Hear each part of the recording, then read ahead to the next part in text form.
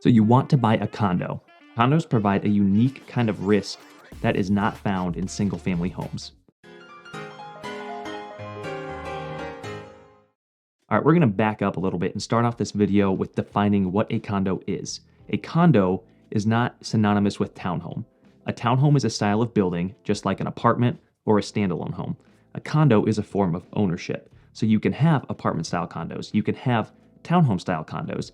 You can also have standalone homes that are condos. But with a condo, you own the inside of your unit and you share ownership of common elements. And that slightly varies depending on your HOA, which means your homeowners association.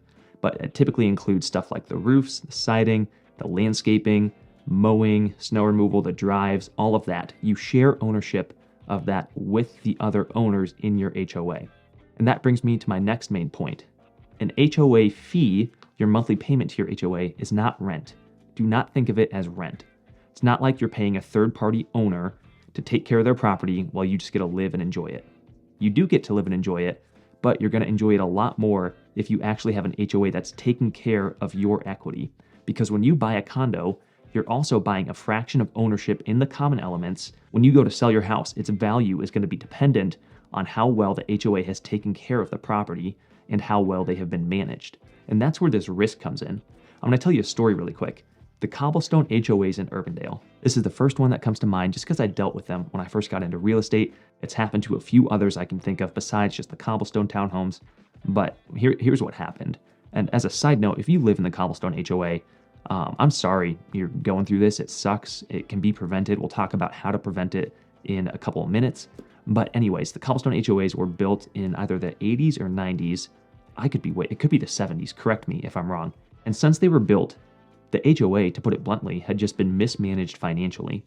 Dues were too low to build up a reserve fund. So all of a sudden in 2022, when siding, when roofs needed replaced, when foundations needed repaired, when the pool needed maintenance, there was no money to pay for those things because the reserves had been depleted.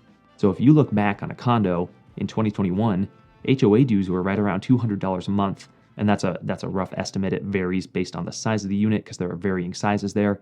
But today, HOA dues, I think, are $600 a month. That's as of last time I looked. I'll put a number up on the screen if that number's wrong. And if you know any differently, if you live there, please correct me. I'd love to know. I'll share it with everyone on the channel. And I don't know about you, but if I found out that there was even a discussion about my monthly dues being increased from $200 to $600 a month, I'd be pissed and terrified and sad. Just a whole bag of emotions. I would hate it. And yes, that's going towards, again, my shared equity with the other owners. It's going towards taking care of the property that I live in. I know that story is kind of scary, and I don't want to scare you out of buying a condo. I live in a condo right now. There are ways to avoid this risk of having your dues jump up like a year after you move in, or buying into an HOA that is going to be a financial burden for you rather than an asset. And the way to avoid this is called the HOA addendum. So take Greg here, made up man. Greg is looking to buy a condo.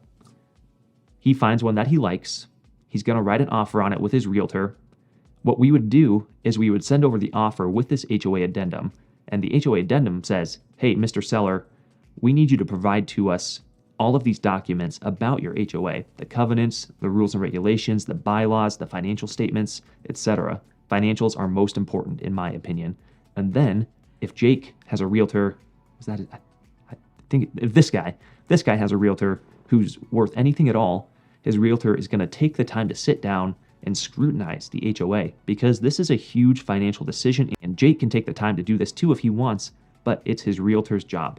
So they're going to look through and make sure the HOA is in good standing, make sure the reserves are built up, make sure they're taking care of the common elements, make sure there aren't any upcoming special assessments, or that there hasn't been a huge financial struggle for the HOA over the past few years. And the list goes on and on. I'm not going to dive into everything that we look for right now.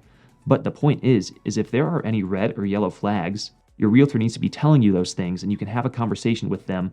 And if it's within that 5-day period of when the seller provides all those documents that you request, you can back out without any penalty to you. And that's where I'm going to wrap up today.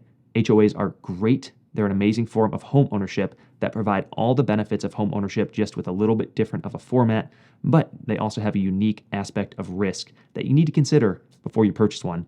So if you've been looking for a home and considering HOAs, you're not sure where to start, or you have concerns or questions about this, please give me a call, shoot me a text, send me an email, reach out anytime. I help a lot of people purchase condos. I'm passionate about it, and I would love to help in any way I can. Last thing, if you have a second and could like and subscribe, that would be wonderful. I appreciate you.